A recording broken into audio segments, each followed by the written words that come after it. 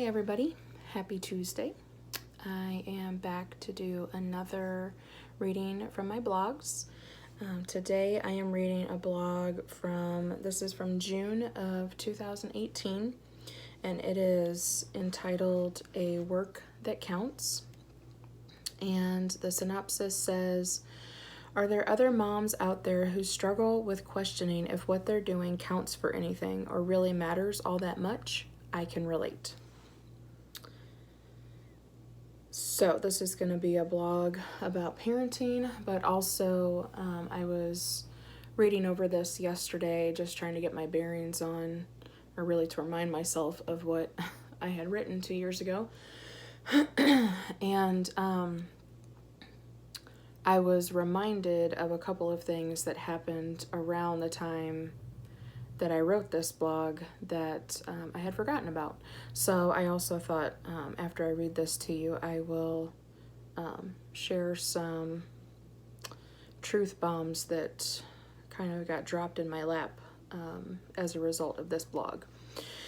So here we go.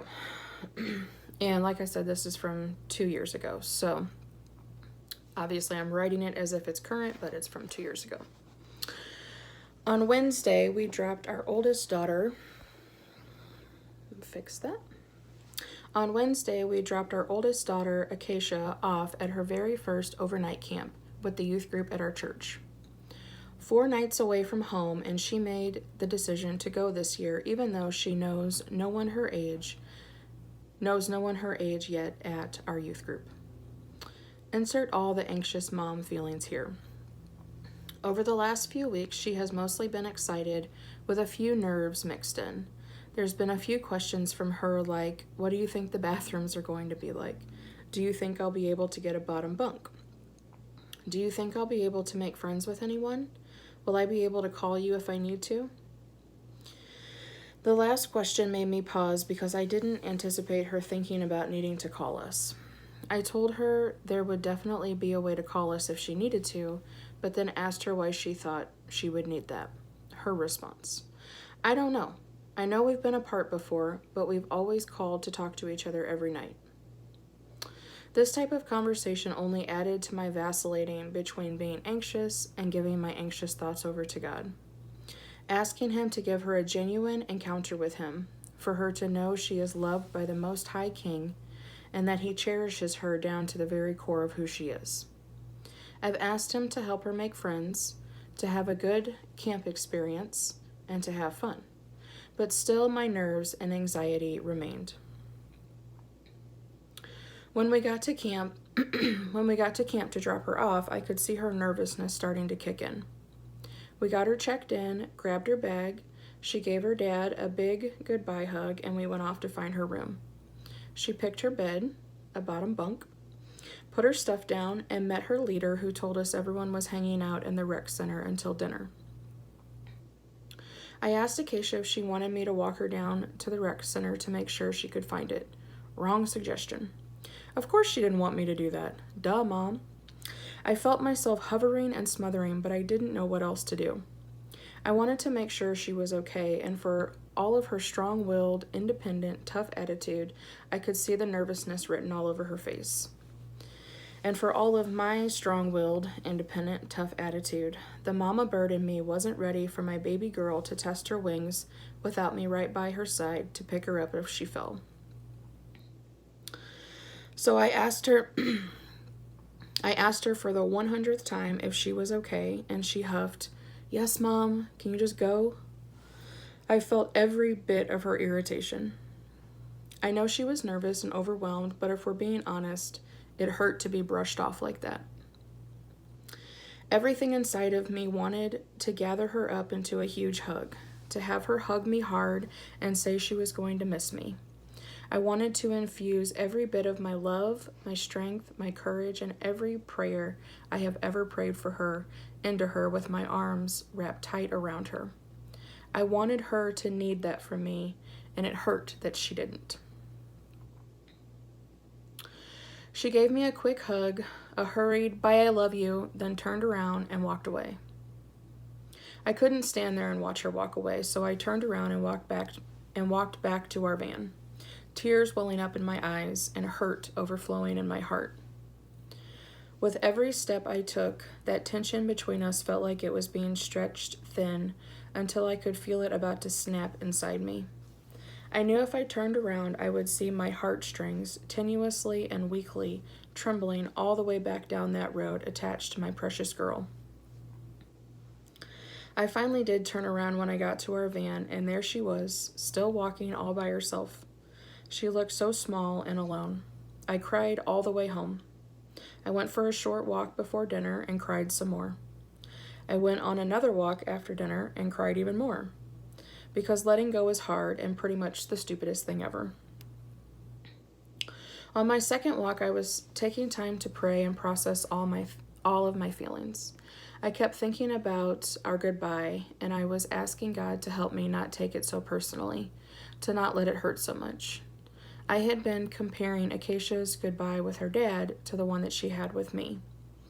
She had given him a big, huge hug with a huge smile on her face, all sunshine and rainbows for him, but thunderclouds and raindrops for me. Why is it like that, God? So easy and loving with her dad, but all irritated and you don't get it, Mom, with me. God, it makes me feel like she doesn't even need me, and I hate feeling like I don't count. As soon as the words crossed my lips, I felt God speak to my heart. She doesn't need you like she needs her dad. She needs you for all the things you give her in ways that only you can. Who taught her to shave her legs on the night before camp? I did. Who is reading devotionals with her and talking to her about puberty and dating and what it means to be a young woman of God? I am. Who has helped her be confident, have a voice, know who she is, believe in herself, and encourage her to be brave? Me, I guess, but her dad does all those things too, so yes, he gives to her all those things in a dad's way, and you give to her as a mom. You didn't need one last hug to give her all your love, strength, courage, and prayers, because you've already been giving her those things for the last 11 years, and it counts. It matters. My heart was flooded with gratitude for all of God's wisdom and encouragement in that moment. And then he blessed me with more of it again this morning when my mom called to give me a bit of her own insight. I had shared with her yesterday how hard the drop-off and goodbye with Acacia were for me. She told me this morning as she was thinking that over, she was reminded that every time Acacia spends the night at her house, she'll say, "I miss my mom," or ask if she can call me. From my mom's perspective, Acacia wasn't brushing me off at the camp drop-off because she couldn't get rid of me fast enough, but possibly because she knew it was going to be just as hard for her as it was for me to say goodbye. That in order to be able to separate from me without falling apart, she had to put her thick skin on and be tough. This perspective helped ease the hurt in my heart and gave me permission to stop beating myself up over all the ways I've messed up or could have done better. Maybe the connection Acacia and I have is deeper than I realize. Maybe all of the battling we do is because we are so alike. Maybe God actually did give Acacia the exact mom he knew she would need. Maybe I'm not doing such a bad job as a mom after all. And maybe these times and these letting go experiences are exactly what we are raising her to do. To branch out of the nest and test her wings. These moments that give her the opportunity to learn and grow and mature without us by her side, but with all of our love and strength and courage and prayers inside her. If we get this right, we'll be working ourselves right out of a job, and I want to get it right. I don't want to limit my kids and make them miss opportunities because it's hard to let go. I also don't want to keep undervaluing who I am as a mom and how important my role is every single day to prepare my kids for whatever their future holds. I know that although our kids don't often show it, they are thankful for what we do and how we give. Maybe they can't see it now or know how to express it, but when they're older, they'll look back and see a distinct set of mom fingerprints all over their hearts. Are there other moms out there who question if what they're doing counts for anything or really matters all that much? We all tell ourselves it's going to be worth it one day, when they're older, when they graduate, when they move out. If we want it to be worth it one day, we have to value the work we're doing now, today. It counts for something and it matters. So that is my blog from 2 years ago, A Work That Counts. And I have definitely come a long way in not struggling as much with, wondering if I'm making a difference, wondering if, what I'm doing matters. Because, and this is what I had forgotten until I read this blog yesterday, but this blog came, like all of my blogs, came from journaling that I had done at the time that after we had dropped Acacia off at camp. And so at the time I was in therapy, and my therapist had me emailing her all of my blog, or all of my journals. And so I would, every day, whatever I would journal, I would email that to her, and then she could give me feedback, or we could talk about it in an upcoming session. And so this, from my journaling, this blog came, but it was also emailed to my therapist. And then in my session, I want to say it was, I think maybe a couple days after we had gotten Acacia picked up from camp. So the camp situation was already over with. I had survived it, and I was moving on. But my therapist was like, so let's talk about Acacia going to camp. And I'm very much once I'm over something, I don't want to go back and rehash it, because who wants to, relive painful things. So anyway, we were talking about it, and I, basically shared everything that was in that blog, and, the being anxious about, whether she was going to be able to make friends, and, all the things that I was so worried about. And so, excuse me. So my therapist responded with, why do you think you were so anxious about, how her camp experience was going to go, or if she was going to make friends? And my initial response was like, isn't every mom concerned about that? And her response was that, most parents are concerned with those things, but the level of anxiety that it gave me, and for how long I struggled with that, like pretty much the whole time that Acacia was gone. So 4 days I was wrestling with this huge level of anxiety over, what her camp experience was going to be like. And so my therapist was like, most parents or moms are concerned about that, but they don't have the same level of anxiety that you had. Why do you think that was? Well, of course I didn't know, because if I knew, I probably wouldn't have had that level of anxiety.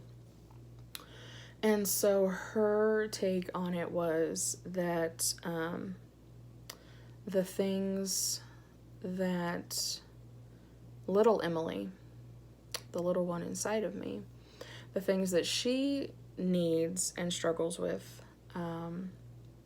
are the exact same things that I worry about for my kids. And so this idea of, at that time, and now, this idea of everyone having a little one inside of them who we have neglected or whatnot, that used to sound like a really far-fetched idea to me, but after going through therapy, it completely made sense. So when she told me that, that the things that little Emily struggle with, like being accepted, not being able to make friends, or, being rejected by friends, that I was then projecting all of that onto Acacia's experience. And when I tell you that I was offended by this, that would be an understatement. Like, I was actually mad that she would accuse me of that. And so now I can look back on it and laugh, but at the time I was like, she doesn't know me. It was not pretty inside my own head. But as time went on, and it probably wasn't until maybe like a year later, it finally clicked that, oh, she might have been right about that.